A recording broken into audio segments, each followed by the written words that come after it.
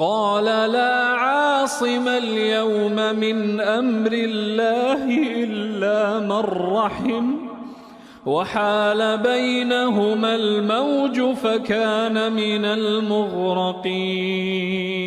ساتوں زمینیں ایک پلڑے میں رکھ، اللہ کی جنت کو ایک پلڑے میں رکھ، اللہ کی دوزخ کو ایک پلڑے میں رکھ، اللہ کے خزانوں کو ایک پلڑے میں رکھ، اللہ کے فرشتوں کو ایک پلڑے میں رکھ، جبریل کو بٹھاؤ، میکائیل کو بٹھاؤ، اسرائیل کو بٹھاؤ، اسرافیل کو بٹھاؤ، جنت کو ڈالو، جہنم کو ڈالو، عرش کو ڈالو، فرش کو ڈالو، لوح کو ڈالو، قلم کو ڈالو، کرسی کو ڈالو، سورج کو اسی میں بٹھاؤ، چاند تاروں ستاروں سیاروں کو بٹھاؤ، ساتوں آسمان ساتوں زمینوں کو بٹھاؤ، سیاروں ستاروں کو پکڑ کے بٹھاؤ، دریا سمندر پہاڑ لوہا تانبا پیتل چاندی انسان جنات فرشتے سارے مل کر ایک پلڑے میں بٹھاؤ، ایک پلڑے بٹھاؤ، اور ایک چھوٹے سے پرچے پر لا الہ الا اللہ لکھ کر دوسرے پلڑے میں ڈالو، پھر اس کو تولو تو میرے نبی کا فرمان ہے لرجحت بہن لا الہ الا اللہ، تو ذات کی قسم جس کے قبضے میں محمد کی جان ہے، لا الہ الا اللہ سب کو ہوا میں اٹھا دے گا۔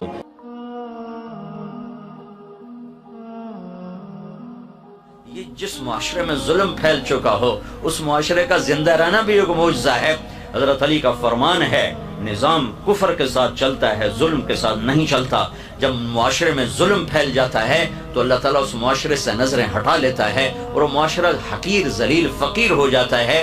ہمارے زوال کا سبب یہ نہیں کہ بجلی کوئی نہیں اور گیس کوئی نہیں، ہمارے زوال کا بہت بڑا سبب ہے کہ ہمارے عوام بھی ظالم ہے، ہمارا غریب بھی ظالم ہے، مالدار بھی ظالم ہے، دیہاتی بھی ظالم ہے، شہری بھی ظالم ہے۔ حکومت تو بعد میں آتی، پولیس فوج تو بعد میں آتی ہے، پہلے تو عوام میں ظلم کی جڑیں گہری ہو چکی ہیں اور اس حد تک جا چکی ہیں کہ ظلم کرتے ہوئے احساس ہی نہیں کہ میں کتنا بڑا گناہ کر رہا ہوں، شراب پیتے ہوئے احساس ہے کہ گناہ کر رہا ہوں، زنا کرتے ہوئے احساس ہے گناہ کر رہا ہوں، کسی کو دھوکہ دیتے ہوئے کوئی احساس نہیں کہ میں کتنا بڑا ظلم کر رہا ہوں، کتنا بڑا گناہ کر رہا ہوں۔ تین چیزیں ایسی ہیں جو معاشرے کو زیرو کر دیتی ہیں، تباہ کر دیتی ہیں، صفحہ ہستی سے مٹا دیتی ہیں، اور وہ تینوں میرے دیس میں موجود ہیں۔ میں حکمرانوں کو رونا کیا روں اور میں محکموں کا رونا کیا روں، میرا تو ریڑھی والا بھی اس کا شکار ہے۔ ایک ظلم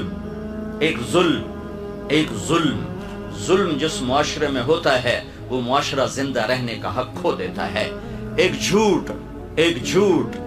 جھوٹ جس معاشرے میں جھوٹ ہوتا ہے وہ عزت کا حق کھو دیتا ہے، ذلت کا طوق ان کے مقدر کر دیا جاتا ہے۔ میرے نبی نے فرمایا تمہیں بڑے گناہ بتاؤں؟ کہا کیا؟ کہ شرک کرنا، قتل کرنا، ماں باپ کی نافرمانی، اور آپ ایسے ٹیک لگا کے بیٹھتے ہیں، ٹیک لگا اور اب بتاؤں، سیدھے ہو گئے، پہلے ٹیک لگا پھر یوں سیدھے ہو گئے، اور اب بتاؤں الا وقول الزور، اور جھوٹ، اس کو اتنا دہرایا کہ صحابہ فرمانے لگے ہمارے جی میں ہے کہ کاش اب آپ چپ کر جاتے۔ اور دوسری جگہ فرمایا جھوٹی گواہی، جاؤ پاکستان کے عدالتوں میں دیکھو ٹکے گواہ بک رہے ہیں کہ ساڑھ کو گواہی لے لو، ساڑھ کو پوا دو۔ تو ایک ظالم معاشرہ سر اٹھا کے زندہ نہیں رہ سکتا، پست ہونا ہی مقدر ہے۔ ایک جھوٹ ایسی لعنت ہے، میرے نبی کا فرمان ہے الصدق ینجی والکذب یہلک، جھوٹ ہلاک کرتا ہے، سچ نجات دیتا ہے۔ ہمارے چھوٹے چھوٹے بچے جھوٹ بولتے، ماں جھوٹ بولتی، باپ جھوٹ بولتا ہے، بھائی جھوٹ بولتے ہیں۔ سیاستدانوں کا جھوٹ تو بہت بعد میں آتا ہے، ریڑھی والا جھوٹ بولتا، سیل مین جھوٹ بولتا۔ 1 کروڑ پاکستانی اکٹھے کروں تو ایک بھی سچا نہیں ملے گا مجھے۔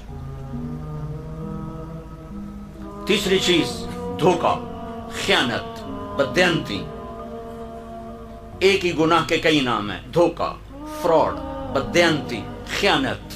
جس معاشرے میں خیانت، دھوکہ، فراڈ، بددیانتی داخل ہو جائے اس قوم کے لیے زوال ایسا ہی یقینی ہو جاتا ہے جیسے شام کو سورج کا ڈوبنا یقینی ہوتا ہے۔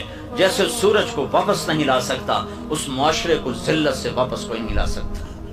جتنے مرضی عالی شان حکمران بٹھا دیے جائیں، اگر یہ تین کام موجود ہیں، لوگ ظالم ہوں، لوگ جھوٹے ہوں، لوگ بددیانت دھوکے باز فراڈی ہوں، تو دنیا کی کوئی طاقت انہیں عزت کے سیڑھیوں پر نہیں چڑھا سکتی، ان کے لیے ذلت کی گہرائیاں مقدر ہو گئیں۔